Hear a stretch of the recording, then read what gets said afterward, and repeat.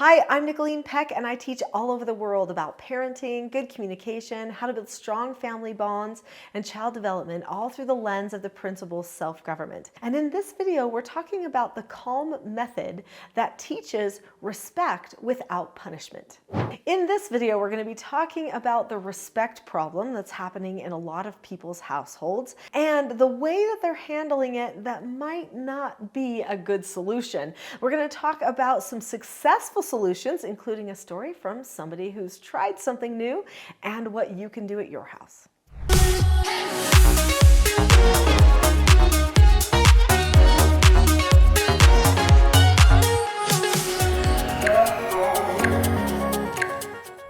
So many parents feel like they're walking on eggshells. They say things to me like, they're just so disrespectful. They never listen to anything that I say. It's really hard to hear people expressing those types of sentiments about their children when they're putting absolutely everything into those relationships. It always breaks my heart to hear that somebody's in that circumstance. But if that's you, you are not alone. There are so many parents who are struggling right now, feeling like everything that they say is somehow wrong, that their child is always talking back to them, disrespecting them, and giving them the impression that they don't approve of them and that they're doing everything wrong. So I have a little truth that I need to tell you right now at the beginning, and that is that it is not your job to please your child. That's not what parents are here for. As a parent, your role is to teach your child. Your role is to make sure that they understand how to proceed through life and be successful as an adult. The way they feel about one person or another doesn't really factor into the equation. This doesn't mean that you should be angry, mean, abusive, manipulative. None of those things are required. They're just not necessary. And I know because I brought some of the most troubled youth into my home. For many years, I did therapeutic treatment care for troubled teens. I also raised my own children. And because of that, I know what teens go through. I know the attitude that they can have. I know the disrespect that they can have. I also know the freedom that can come when they learn how to respect another person and how to reach out to them with open-mindedness instead of closed-mindedness, which oftentimes comes with disrespect. I know of many families who've had great successes in choosing to be proactive instead of reactive. They have been able to experience an increase in respect from parents to children and from children to parents. Now, the way a parent respects a child looks very different than the way a child respects a parent because our roles are different. And if you need more information about roles, be sure to look up the Roles book. It's called Roles, The Secret to Family, Business, and Social Success, because that could give you some additional insights. If the parents who are teachers don't teach, or the children who are learners don't learn, then the family is going to have dysfunction, and it's going to create a lot of problems for everyone. So we do need to make sure that we are having an environment where the roles are established and that the parents are able to do that teaching, which does require the respect of the teacher. So what did I do when I raised the foster children and when I raised my own children that led to increased respect? Because we did have good relationships, the type of relationships where they would open up to me and they would talk to me about anything. And if they had something to say to me about something they didn't agree with, then they would just disagree appropriately with me because that was a skill that we knew. So I based everything that we did in the home on the principle of self-government. Self-government means being able to determine the cause and effect of any given situation and possessing a knowledge of your own behaviors so that you can control them.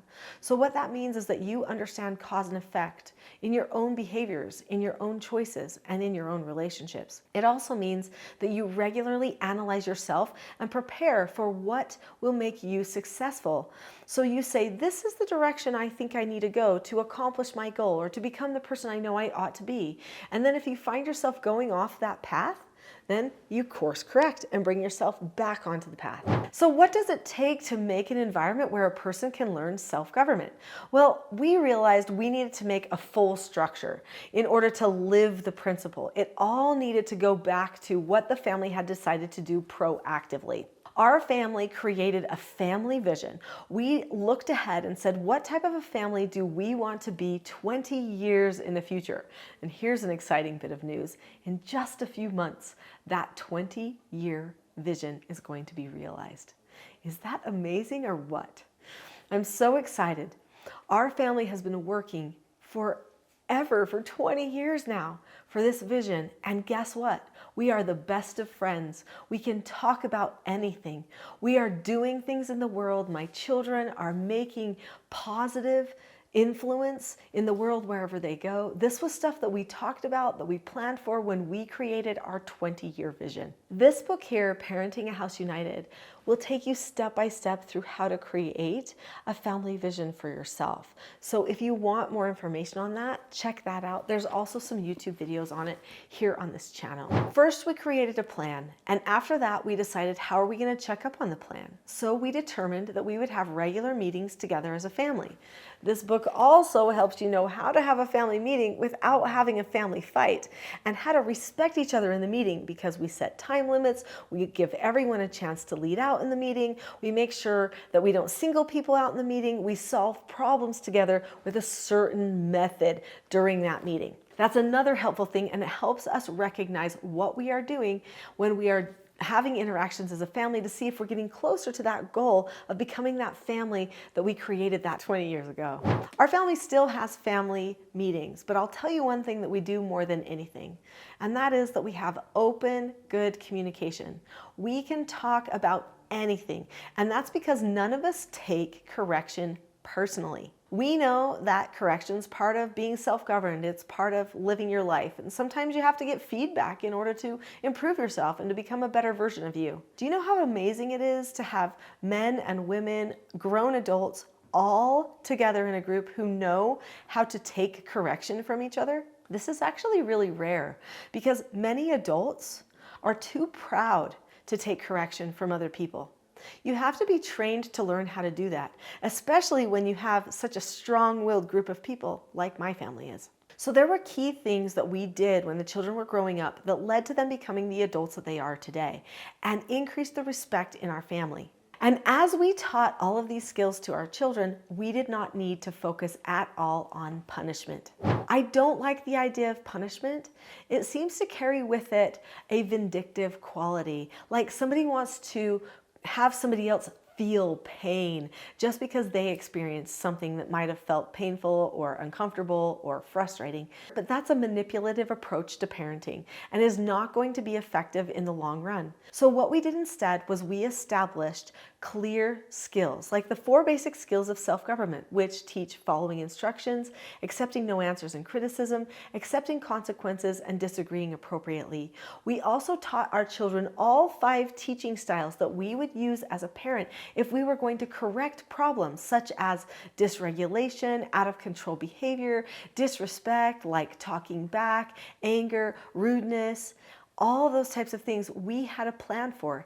And they knew the exact words that we would say. For instance, if they were starting to go completely out of control, we would use a skill called the rule of 3. Our children could actually teach the way we parented to other people by the time they were 6 or 7 years old. And this was because it was the same every single time. That's probably one of the key things that you could do to create an environment where people are respectful, is to make sure that you are respectful by keeping things consistent. If there's one thing that makes a person feel like they're manipulated, it's when the parenting changes all the time. Don't get creative in your parenting, even if you're a creative person. I'm a massively creative person, but that doesn't mean that I'm going to use that creativity in the moment on my parenting. Instead, I'm going to stick to the script that I've planned to use so that I can be predictable for my children, and so that they will experience the most calmness and peace as they're being corrected, and that they'll know it's a healthy thing to be corrected instead of an emotional thing to be corrected. So let's talk for a second about that calmness. That's super important. In fact, as we're talking about creating an environment where people communicate respectfully, we're talking about teaching each other ahead of time what skills we're going to use, such as our following instruction skill or maybe our correcting a negative behavior skill. It's super important to recognize the tone of calmness needs to be present when you utilize all these skills. It's absolutely possible for a person to take the skills of self-government and use them with an aggressive or manipulative tone. But then that doesn't necessarily lead to a change of heart, which is what self-government is all about. Instead, it may lead to a temporary change of behavior, but the person feels manipulated and they don't feel like they actually made a choice to change. They might have made a choice just for self-preservation because they were afraid of another person. Isn't it better for them to see what's right and wrong, good and bad, true and false, and make the decision of their own to do the right, the good, the true, to follow and honor the roles because the environment is set up to be that way? There is so much more information about this method of parenting that leads to respect that I would like to share with you. In fact, I have a full-length class here on this channel called The Not So Known Secret for Parenting Success. If you go to that class right now, you will learn all of the steps to those skills that I've been talking about, and it will start to help you put those skills into practice into your home. So click on the link to The Not So Known Secret for Parenting Success next. I'll see you there.